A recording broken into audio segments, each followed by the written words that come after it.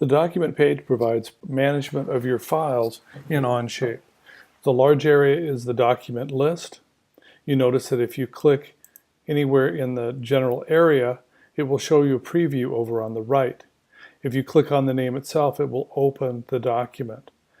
The documents that I see in this list depend on the filter that I'm using, and my filter list is on the left. You see that you have recently opened, my documents, which are yours that you own, created by me, are the ones that you created.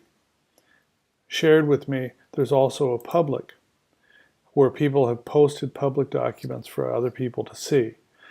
You have a function of search, so you can search by name, or you can use a detailed search using the drop-down menu.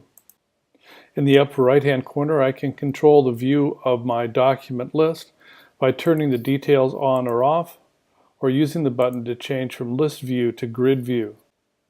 If I right-click on a document in the list, I have a pop-up menu that gives me options on things that I can do, like rename, copy, or share.